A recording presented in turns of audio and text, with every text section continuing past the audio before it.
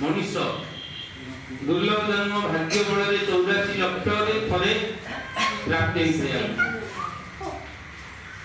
से जो देह देह को भंडार देह मन भितर से गुप्त धन गुप्त ज्ञान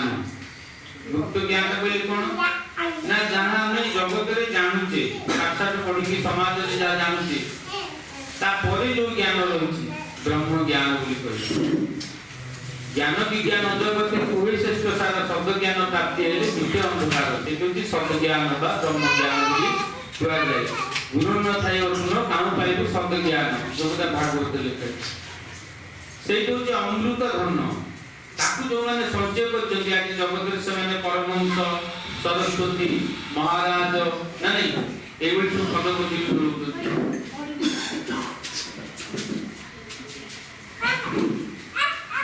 किसी नहीं संत जो मैंने सब जगत में आसी जगत कल्याण शतमार्ग से अमृत धन को से धन का भागवत गीता पुराण शास्त्र वेद उपनिषद वैज्ञानिक सारा विश्व अनुसरण कर ऋषि मुनि मैंने ना ऋषि मुनि मान तो प्रॉपर्टी ना से तो राजा नुहति कि को धन दे राजा महाराजा धन कुआड़े जाए हस्तिनापुर कुआड़े जाए लंका कुआड़े माटी मिसिकी बर्तमान हस्तिनापुर हस्तिनापुर जाए दिल्ली जो इंद्रप्रस्थ जाए किसी अच्छे किसी नहीं से ऋषि मुनि मैंने जो अमृत ज्ञान दे जाइए से धन आज जगत आज आम शिखुचे आम पिला छुआ परिवार आम बापा वंश वंशधरी से ज्ञान आम ज्ञानी भक्ति भाव जगत उद्धार जगत कल्याण कार्य तार दे से धन जगत कल्याण ए धन होनी ए धन कलुषित होधन तो परिवार कलुषित हो समाज राष्ट्र कौन से धन ही केवल जगत कल्याण हो सब विनाश तेणु गुप्त धन ज्ञान गुप्त ज्ञान गंठी कर मन ध्यान देटा को भंडारे रखी दरिद्र हेतु नहीं जगत जान धनवान बोलाइबू जगत प्रमाण भक्त श्रद्धालु मान सदा सदा धर्मी से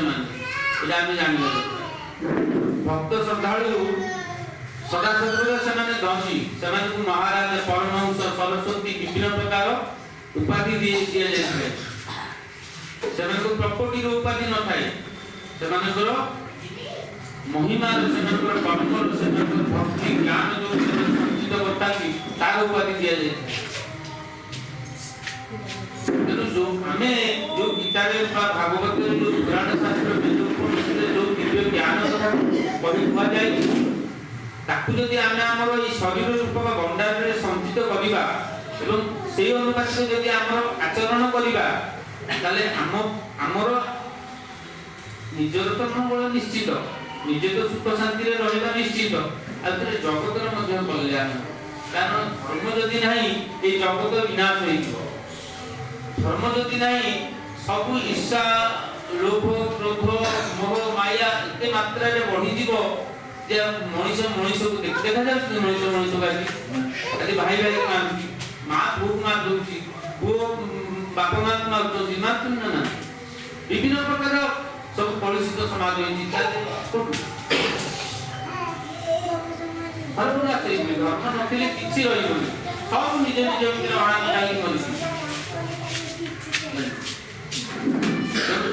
ଧର୍ମରୂପକ ଧନ ଯଦି ଆମେ ନସଞ୍ଚୟ କରିବା ବା ତାହାର ଯଦି ଆମେ ଆଶ୍ରୟ ନ ଯିବା ତାହେଲେ ନା ନିଜେ ଆମେ କିଛି ଶିଖିପାରିବା, ନିଜେ କିଛି ଭଲ କର୍ମ କରିପାରିବା, ନା ତାର ଫଳ ମଧ୍ୟ ଆମେ ପାଇପାରିବା।